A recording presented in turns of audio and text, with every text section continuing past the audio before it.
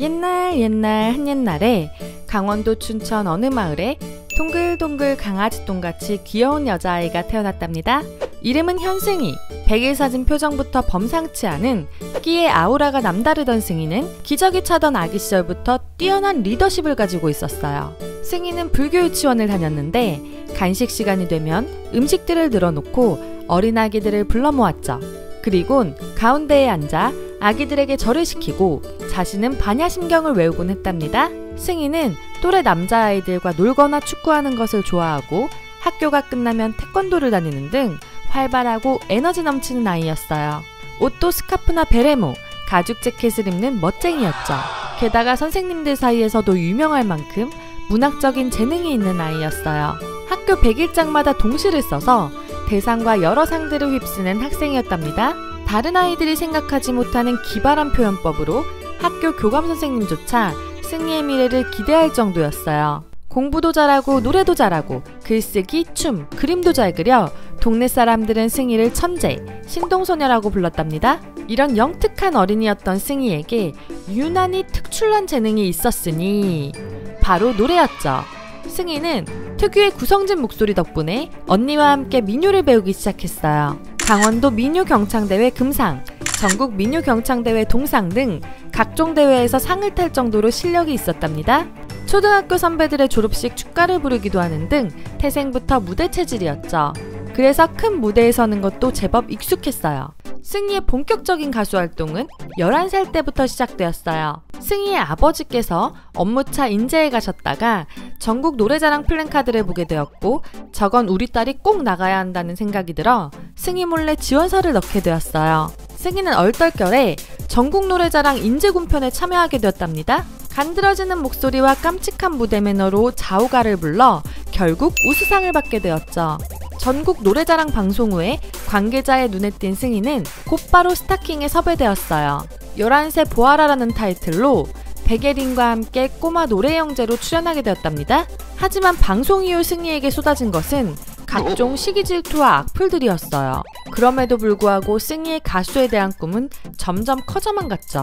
초등학교 5학년 때는 강원도 지역 인터넷 방송에서 다큐멘터리를 찍기도 하는 등 승희는 춘천의 슈퍼스타가 되어 길에 나가면 못 알아보는 사람이 없을 정도였답니다. 동네 유명 인사로 보는 사람마다 사인을 해달라고 했었죠.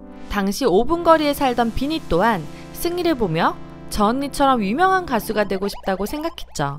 중학생이 된 승희에게 또 한 번의 기회가 찾아오게 되었어요. 바로 슈퍼스타 K 시즌2. 슈퍼스타 K 중에서도 레전드 시즌으로 손꼽히는 가수 허각과 존박을 배출해낸 방송이었어요. 그곳에서 승희는 슈퍼위크까지 진출하는 성과를 이뤄냈어요. 쟁쟁한 경쟁자들 사이에서 15살 소녀가 파이널 직전까지 갔다는 것은 대단한 일이었죠. 그러나 어린 소녀에게 생방송 진출이란 무섭고 불안한 일이었어요. 승희의 무대 울렁증은 갈수록 심해졌어요. 갑자기 가사를 까먹거나 극도로 긴장하는 등 부담감이 승희를 짓눌렀죠. 결국 탑 11을 앞두고 탈락. 하지만 박진영이 끝까지 생방 진출 멤버로 밀었을 정도로 가수로서 가능성이 높은 멤버였답니다. 슈퍼스타 K 종영후 가수가 되기 위해 꾸준히 준비했던 승희는 각종 지역 축제부터 오디션까지 무대를 찾아다니며 자신의 실력을 증명하고자 애썼어요. 여러 번 오디션 탈락의 고배를 마실 때마다 들었던 말은 지금 준비 중인 팀과 색깔이 안 맞는 것 같아요. 아직은 준비가 덜 된 것 같네요. 라는 가슴 아픈 이야기들 뿐이었죠. 승희는 용감한 형제의 소속사인 브레이브 사운드 등 여러 소속사를 돌며 연습생 생활을 전전하게 되었어요. 그동안 선미의 보름달, 포미니 수록곡의 코러스를 하며 알바 생활을 이어갔어요. 9년의 연습생 생활은 승희를 지치게 했어요. 긍정적으로 생각하려고 노력도 해보았지만 맘처럼 쉽게 되지 않았죠. 일부러 노래를 아예 안 듣는 날도 있었어요. 노력을 해도 안 되는 일이 있는 걸까? 저 사람들은 왜 나를 내려다볼까? 하면서 자존심이 많이 상하기도 했죠. 주위 친한 친구들이 하나둘 데뷔를 할 때마다 너무나도 부러웠어요. 그때마다 사람마다 다 때가 있다고 생각하며 스스로를 많이 격려하곤 했답니다. 어느덧 훌쩍 자라 한국예술고등학교를 입학한 승희. 부침성 좋은 성격과 친화력으로 학급의 인싸를 담당하게 되었어요. 특히 방탄소년단 B와 친했던 승희는 B로부터 같은 반으로 편입하게 된 지민을 잘 챙겨달라는 부탁을 받게 되었죠. 각각 대구, 부산, 춘천에서 올라와 홀로 서울에서 고군분투하고 있던 셋은 자연스럽게 친구가 되었답니다. 서로의 고민을 들어주며 함께 혹독한 연습생 생활을 이겨냈죠. 오랜 연습생 기간이 무색하게 승희는 WM 엔터테인먼트에서 오마이걸 멤버들 중 가장 짧은 연습생 기간을 거쳐 데뷔하게 되었어요. 약 3개월 만에 데뷔한 특별 케이스였죠.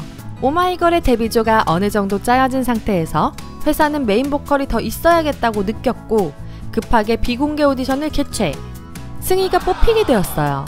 높은 경쟁률을 뚫고 합격하여 입사하게 되었지만 역시나 그룹 이미지에 안 맞는다는 이유로 데뷔조에 들락날락거리는 신세였죠. 승희는 이번에도 안 되면 정말 아이돌 연습생 생활을 그만둬야겠다 싶어서 미리 짐도 싸놨어요. 그때 원민공주가 나타나 승희에게 네가 꿈을 위해 얼마나 오랜 시간 달려왔는지 알고 있다. 내가 꼭 너의 꿈을 이뤄주겠다라고 말했어요. 이후 2개월의 추가 연습 기간을 거쳐 긴 터널 같던 연습생 생활을 마치고 오마이걸로 데뷔하게 되었답니다.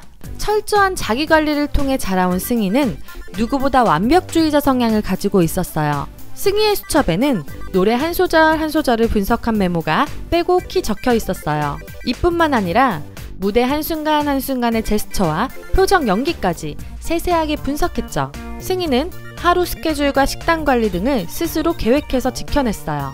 승희가 이렇게까지 하게 된 데에는 이유가 있었어요.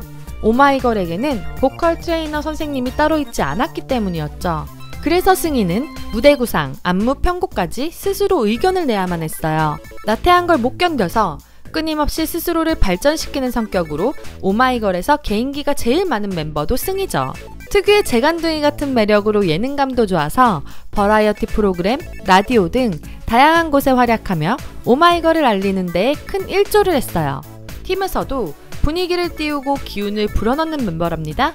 항상 화이팅 넘치는 긍정 에너지로 오마이걸의 상큼발랄한 이미지에 활기를 채워주고 있죠. 하지만 밝은 승희에게도 항상 따라다니는 아픔이 있었어요. 바로 악플이었죠. 끝없는 외모에 대한 악플들이 승희를 괴롭혔어요. 게다가 하루에 1시간밖에 못 자며 소화해내야 하는 미친 듯한 스케줄은 승희의 몸과 마음을 갉아먹었어요. 결국 쇼 음악 중심 라이어 라이어 사전 녹화 직후 실신하는 사건이 벌어지고 말았어요. 승희는 그날따라 자신의 무대가 마음에 들지 않았고 이 정도밖에 못한다고 생각하니 갑자기 자신이 무능력한 존재처럼 느껴졌어요. 그러더니 호흡이 빨라지면서 손이 말리는 증상이 일어났어요. 과호흡 증후군이었어요. 이후에도 이런 증상들이 몇 번 반복됐지만 승희는 꿋꿋이 이겨냈어요. 고생 끝에 복이 온다라는 말이 있듯이 여러 힘든 시기를 이겨낸 승희는 오마이걸의 성장과 함께 더욱 찬란히 빛나는 아티스트로 크게 성장했어요. 데뷔 4년차 만에 비밀정원으로 첫 1위를 거머쥐고 퀸덤에 나가 탑 걸그룹으로서의 한 발을 내딛는 등 코어팬이 탄탄한 그룹 중 하나로 자리매김했죠. 살짝 설렜어와 돌핀으로 아이돌판에 돌풍을 불어온 오마이걸. 과즙 팡팡 터지는 미소와 자신감을 가진 승희는 오마이걸 멤버들 그리고 크리들과 함께 오래오래 행복하게 살고 있답니다. 오늘 이야기는 여기까지입니다. 알고 싶은 아이돌의 이야기가 있다면 댓글로 남겨주시고 좋아요와 구독 꼭 눌러주세요.